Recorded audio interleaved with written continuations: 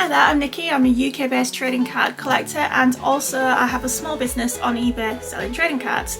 Now, I started my small business in 2024 in May, and it has grown significantly over the last year, but I want to massively explode it in 2025. So part of this is going to be starting this YouTube channel to actually vlog how it goes and what I'm doing.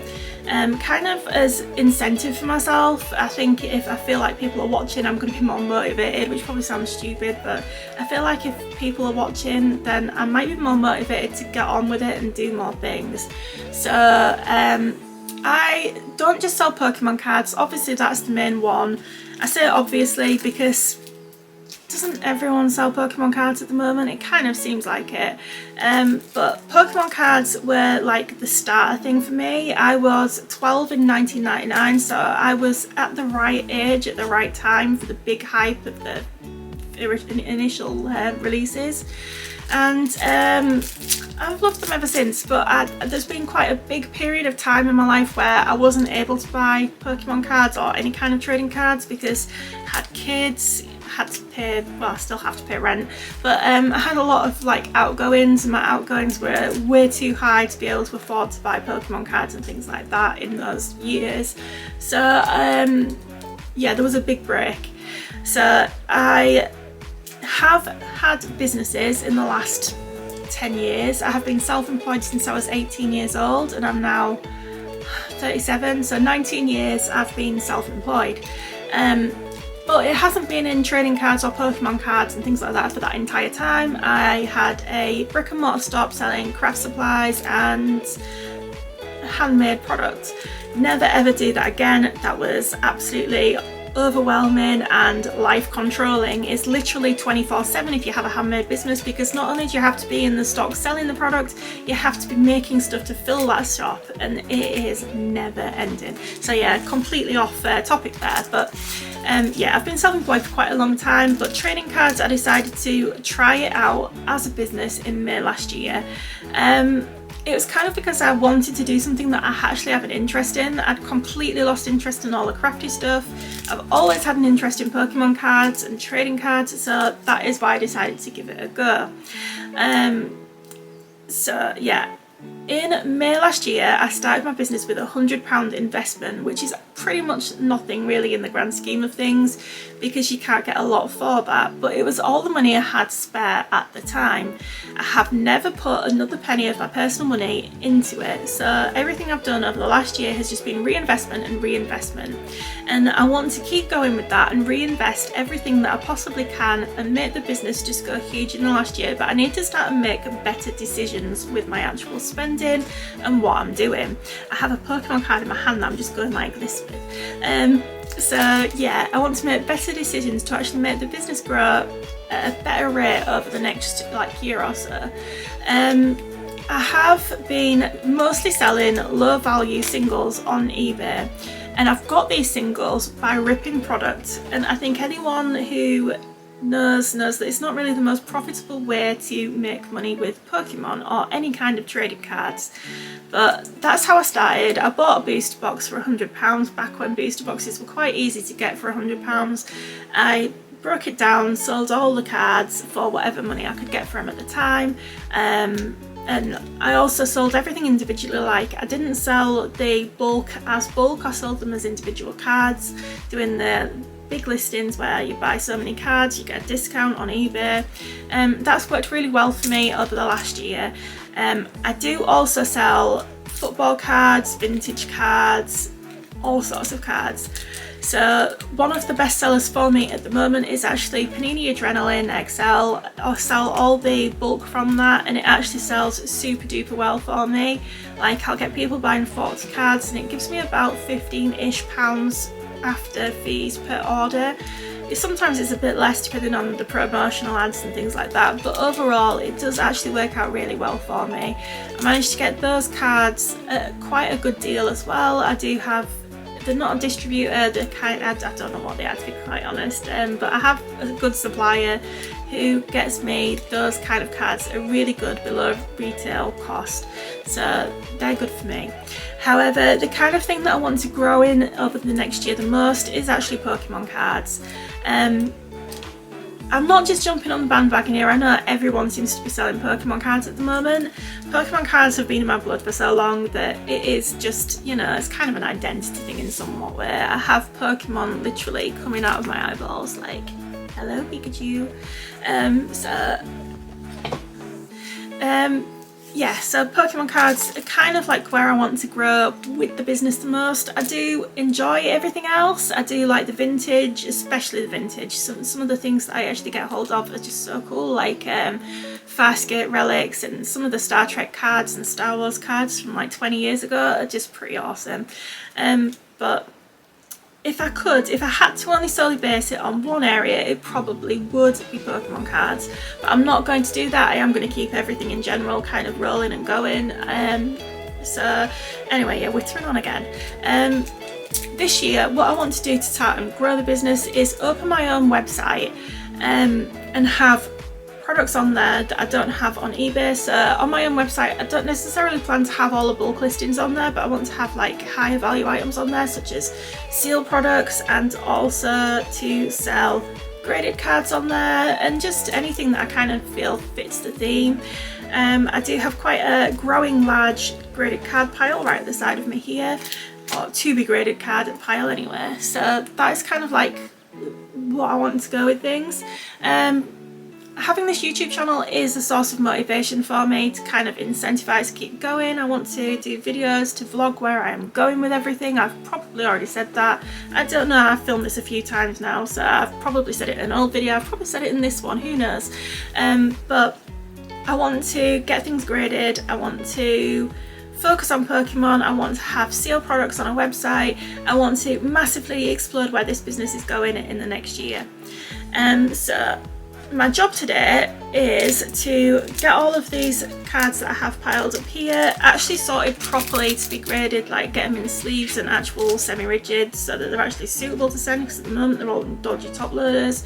And yeah, so I'm going to quickly run through the pile that I've got here and talk about what I'm doing with my grading while I'm here. So Pokemon cards, I personally love the look and feel of Ace slabs. I'm in the UK and they're a UK based business, which is quite important to me. However, I do have a lot of sort of, not grudges, just low expectations at the moment from Ace due to the fact that they just don't seem overly reliable right now. For example, I know they've had the break-in, and I know they're struggling with the amount of submissions they've had, and they've had too many submissions to keep up. But I kind of think that's something they should have got under control a lot earlier. For example, they should have stopped submissions when it came to the point where it was looking like it was going to take 2 months to get a 30-day order to be processed. I've seen people saying that they've had cards in for 3 months and they're still not back on a 30-day submission. I've seen people say that they've had them in for 6 weeks for 10-day submissions. So seeing things like that on social media does kind of put me off a bit. However, I really like the slabs, and they are quite, you know, I think they look good and they kind of suit the kind of look that I want for my website and stuff. So that is hopefully what I'm looking at for my Pokemon cards.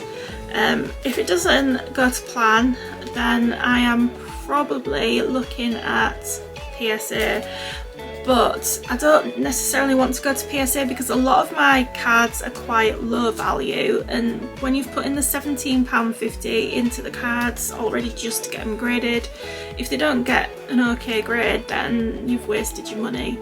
And I kind of want to do low value cards so that, not two of those. I want to do low value graded cards so that, you know, kids can maybe get a graded card as well, because they can be really expensive, but if you've got low value ones that kids can afford, then I think that kind of helps get them to be part of the future of the trading card community as well. Kids don't necessarily have 10 cards that they can send off to be graded, and they can't afford to get 10 cards graded, so getting one for 20 quid or something like that even if I'm not making much of a profit from it, I think it's getting people involved with your business. That is one of my favourite cards. It's beautiful. It's getting people involved with your business. As I say, low value on, so I actually think that one's going to do really well because it's so beautiful. I think that's going to go up. Yeah, I think just having low value things as well as the high value things is going to be something that pays off for me in the long run. There for my son, he's only 4 but he loves Gengar, so I'm going to get those graded for him to look after. And yes, a 4-year-old can have graded cards. He's got a couple of them and he looks after them really well. He will be one of those future collectors. He's obsessed with Pokemon. He has a ridiculous amount of Pokemon plushies. And then I've got 3 of these put aside. I'm not necessarily going to get them all graded. I'm just going to pick one for now and see how that looks. And then no, that's just a normal standard one, not the Pokeball, not the Pokemon Center one. However, this one was a Pokemon Center one, so that one is nice. So yeah, they're probably all going to go to Ace, depending on how it looks when they reopen. They have been closed for quite a while now. I was going to say a while, a couple of weeks. They did say they're going to reopen on the 10th, and after I spent all day waiting for them to reopen on the 10th, they didn't, and they've now said they're reopening, I think, on the 23rd, maybe, something like that. So I am going to try and get them graded there. If it doesn't go well when it comes to it, then I'm just going to look at other options. I mean, even CGC, they're £10 per card, but I don't like the look of their slabs, and I don't think they're quite as nice as Ace or PSA, but PSA is so expensive, it just kind of puts me off. But I will use PSA for the big cards. Say if I get like an Umbreon or something like that, then I say an Umbreon, you obviously know which Umbreon I mean.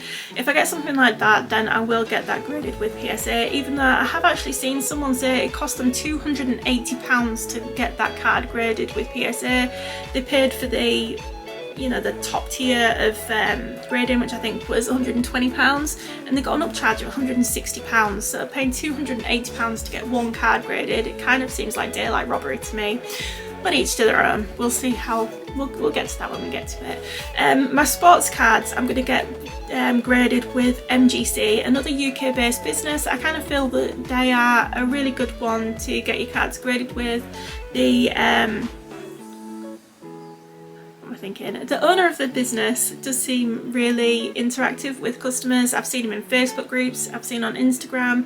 They do seem to reply to comments. They've replied to a few of mine. They do seem to actually respond to you, which is something that I feel is really important, to actually have that working relationship with people. So I do hope that that can, you know, I'd say that can go somewhere. Clearly it is. I'm going to be using MGC for my sports cards. I'm not using them for my Pokemon cards because I do feel that their logo looks very Premier League-y, and it's not really a look that I want for the Pokemon cards. Nothing against MGC for Pokemon, and I understand that a lot of people do get their cards graded with them that are Pokemon cards for that. However, it's just a personal view for me. I don't see MGC as a Pokemon card kind of grading company, but I do see them as probably the UK's leader for sports cards. So that is where I'm going with that. Sealed products, I have my ways to get hold of some, but at the moment there's not going to be a lot. I'm hoping that as I get the website open and I actually get moving with stuff, I'll have more money to invest into it. But I will have sealed products on the website whenever I can get around to opening it. I'm hoping that I'll have enough stock to open it by around August-ish. So still quite a way off with that, so I have quite a few months to go where I'm going to be getting cards graded, getting in whatever stock I can get hold of, while also doing the small sales in the background that will keep me rolling over. So yeah, I think that kind of covers everything that I'm currently doing.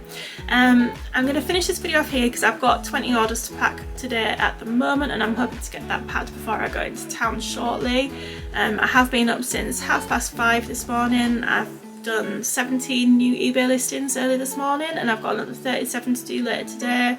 I've got quite a lot of customer messages to reply to because there seems to be an issue with Royal Mail at the moment. Normally, because a lot of my stuff is sent second class Royal Mail letters, which is normally a 2 to 3 working day service. If I'm sending a card that's only like £3, I'm not going to spend £2.70 on tracking for it, and I wouldn't expect someone to pay £2.70 themselves for it. So it goes on the 85p standard second class letter rate.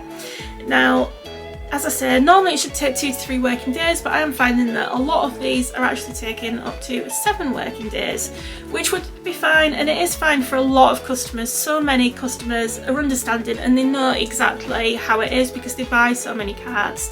But you do get that occasional customer who expects it on the day that is initially estimated, so they don't expect on the third day, they don't expect on the 2 to 3 days, they expect it on the second day. And also they expect you to be Amazon Prime, they expect you to reply to messages at 3 o'clock in the morning. If you don't reply to those messages at 3 o'clock in the morning, by 5 o'clock in the morning you have a message saying refund me now, not even like a please or thank you. But no, I have quite a few messages to reply to from people who are being a little bit stroppy.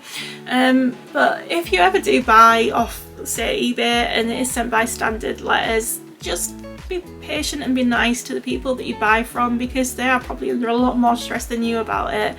They'll be getting a lot of messages because there are a lot of people out there who are slightly more impatient than probably you. So just be patient with people. I do my best, to be quite honest. I do dispatch things mostly the same day. As I say, I've got 20 orders to dispatch at the moment. All of those will be gone today. Most of them have only come in this morning, so I'm quick to dispatch. So when Royal Mail don't deliver as quick as I dispatch, it's incredibly frustrating, especially then when I get absolutely harassed with messages saying everything under the sun, basically. People are so rude. But I kind of feel like I've got my customer service down to a T, because I have like 770 positive feedback in the last month. I only have 1 neutral. That was probably due to late delivery or something, or I don't know. But it's frustrating when things don't go as they should, especially when you do everything that you can. I'm not Amazon Prime. I'm not online 24/7 to respond to messages. Just be patient with people. Don't know why I've gone into that now, really. But yeah, thank you for watching this video. If you want to, sorry, excuse me, if you have any interest in the ways of trading card businesses, please subscribe to this channel. I am not an expert, so don't expect any expert kind of like knowledge. I'm not an expert. I just kind of like tumble down the hill and do what I do. So yeah, please subscribe, leave a like, leave a comment, be nice in the comments. I don't do nasty people, you will get blocked. Positive only, please, positive vibes. So yeah, thank you for watching, have a good day, goodbye.